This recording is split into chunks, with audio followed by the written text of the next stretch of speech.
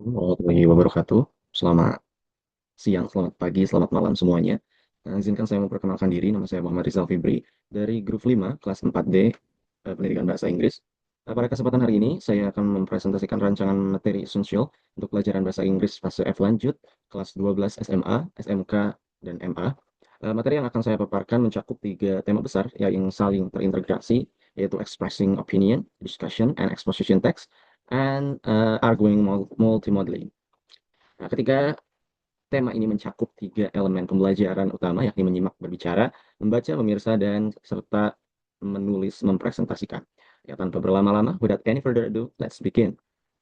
Oke, di slides kedua ini memaparkan CP atau capaian pembelajaran dari fase F lanjut yang menjadi landasan seluruh rancangan pembelajaran ini. Yang pertama ada elemen menyimak berbicara. CP pada elemen ini menuntut siswa untuk memahami alur cerita atau informasi dari berbagai jenis teks, entah itu narasi, eksposisi, dan diskusi. Itu tentang isu terkini secara lisan maupun multimodal, sekaligus mengungkapkan pendapat dan mempertahankan argumen dalam bahasa Inggris. Yang kedua, ada elemen membaca dan memirsa. Pada elemen ini, siswa diharapkan dapat mengevaluasi dan merefleksikan informasi, baik yang tersurat maupun yang tersirat. Dan juga dari berbagai teks terkait isu nasional dan global secara tertulis atau multimodal. Yang ketiga ada elemen menulis mempresentasikan.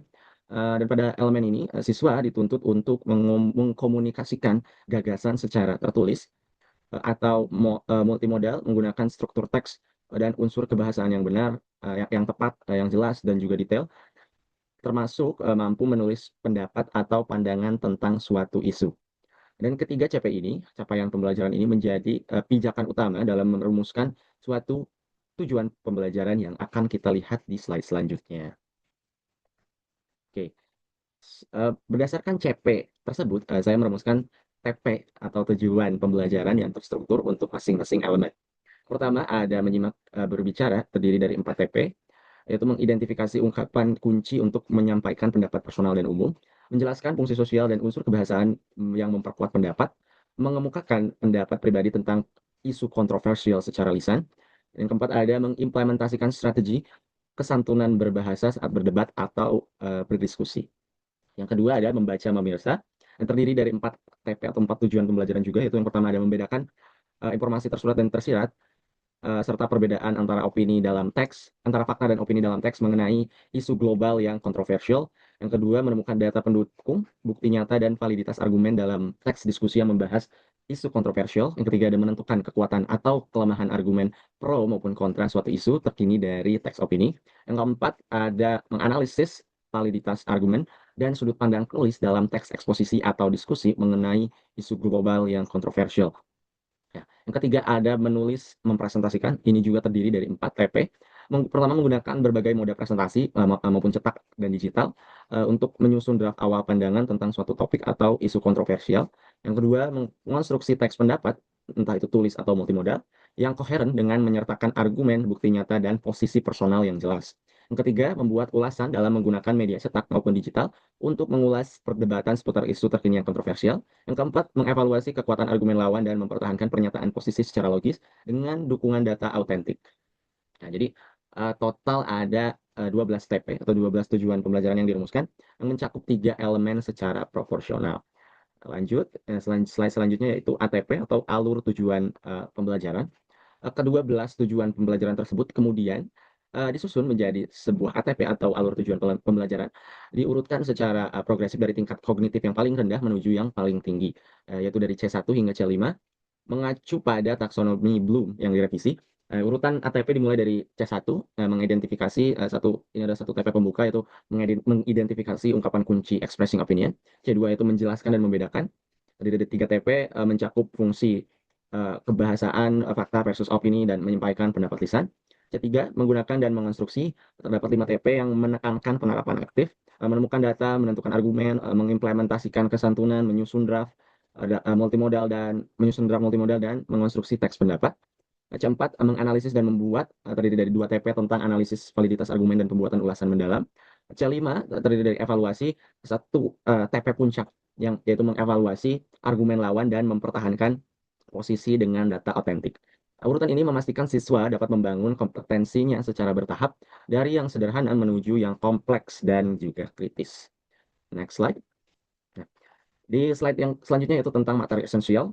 Kedua belas ATP tadi dikelompokkan ke dalam 3 blok materi yang saling berkesinambungan. Di pertama ada expressing opinion, yaitu ATP 1, 2, 4, dan juga 7. Materi ini mencakup ekspresi sudut pandang personal dan umum, fungsi sosial dan unsur kebahasaan dalam berpendapat, strategi kesantungan seperti hedging dan softeners, serta praktik debat dan diskusi kelompok untuk mempertahankan posisi. Kedua, ada discussion dan exposition text, yaitu ATP 3, 5, 6, dan juga 10.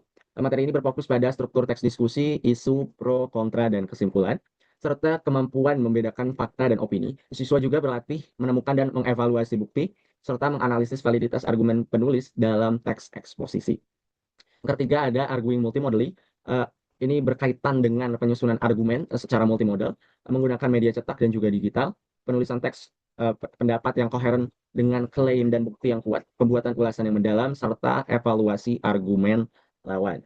Nah, slide selanjutnya itu uh, proses pembelajaran atau GBA-nya, Genre Based Approach, untuk ya proses pembelajaran saya mengadaptasi GBA yang terdiri dari 4 fase yang dikoneksikan langsung dengan ketiga materi esensial tadi. Yang fase pertama itu BKOF atau Building Knowledge of the Field. Ini terdiri dari 15 sampai 20 menit. Di fase ini guru memancing skemata siswa tentang isu-isu kontroversial, misalnya lingkungan, teknologi, atau tentang social issue, dilakukan brainstorming dan word web untuk kosakata expressing opinion, ditambah menonton video atau berita secara langsung untuk mengidentifikasi pendapat pro dan kontra. Guru juga mulai memperkenalkan struktur discussion dan exposition text.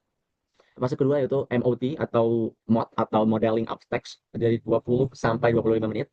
Guru menampilkan teks model diskusi yang otentik baik digital maupun cetak. Selain mengidentifikasi tesis, arguments, counter argument, and then conclusions, guru juga memodelkan cara expressing opinion menggunakan softener dan hedging, sekaligus mendekonstruksi fakta versus opini dalam teks.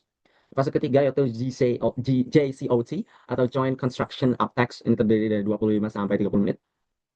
Siswa dapat bekerja dalam kelompok untuk menyusun argumen pro dan kontra secara kolaboratif. Guru juga membimbing penulisan paragraf pendapat bersama, dan juga ada latihan debat terstruktur dengan dukungan data yang otentik, serta sesi peer review menggunakan rubrik.